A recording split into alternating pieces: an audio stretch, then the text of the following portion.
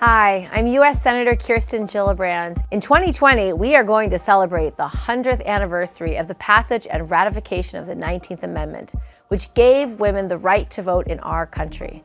And all of you who are following in the footsteps of the incredible New York suffragists who made this happen. Women like Susan B. Anthony, Elizabeth Cady Stanton, Sojourner Truth, Harriet Tubman, who showed the nation that women and girls' voices truly matter. Please accept my best wishes for a wonderful event. The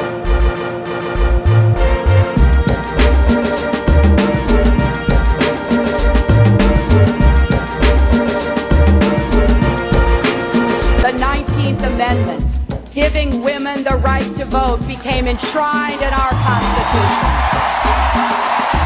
I, Mother, stand before you today as a candidate for the Democratic nomination for the presidency of the United States of America.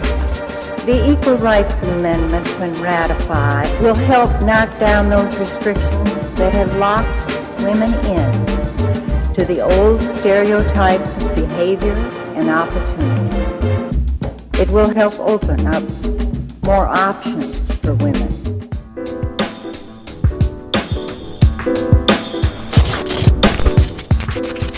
What about the youth vote? We heard so much after Parkland and the March for Our Lives movement. They were really motivated. Are they really? So there's two ways to look at that. The glass half full version says that yes, they are turning out in larger numbers than they have in previous elections. The glass half empty side, though, says that they're still underperforming. Let me give you an idea. 18 to 24-year-olds represent 8.9% of all registered voters, yet only 4.2% of them have voted so far.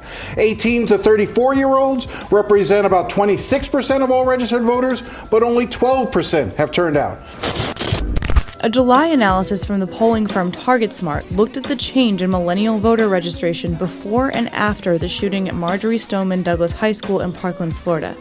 They found that since then, youth voter registration has increased nationwide by 2.1%. We saw the response to the tragedy in Parkland was this sort of unprecedented surge in activism where you saw these Parkland students who really began the movement and brought in students from around the country where they had the March for Our Lives. And a lot of that movement was talking about turning that into political power. Some of the biggest jumps in youth voter registration happened in key battleground states, like Pennsylvania with a 16-point increase, Virginia with a 10-point jump, and Florida with 8%. A feeling of humility and a feeling of honor and a feeling of being blessed. Are all emotions Michelle Jones Galvin feels when she thinks about her family's history. Jones Galvin is a fifth-generation descendant of Harriet Tubman, and along with her mother, they co-authored the book Beyond the Underground, which chronicles Tubman's life and her most precious beliefs. Freedom for every single human being in this country and the world. She believed that no other person should own another person, and I think we can all agree to that, and that's what her work was all about. Women are coming together to really celebrate our empowerment, the right to vote, and map out a plan for the future.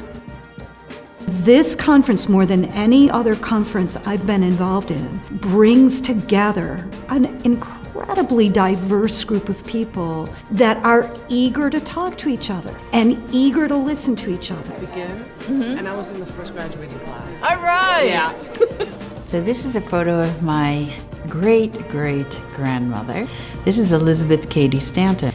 Young women feel empowered today because if they look backwards, they'll find out that they're standing on the shoulders of the women's movement and that men and women have worked very hard to create opportunities for them. History isn't what happened, it's who tells the story. We're moving away from the great white men, great wars, great dates history. And that requires that we repopulate history with all of the voices. Then we begin to know what we're celebrating, what we're commemorating. It was really about thinking about your own calling, your own conscience. Women's freedom of conscience was connected to women's liberty, and women's liberty was also connected to the anti-slavery movement.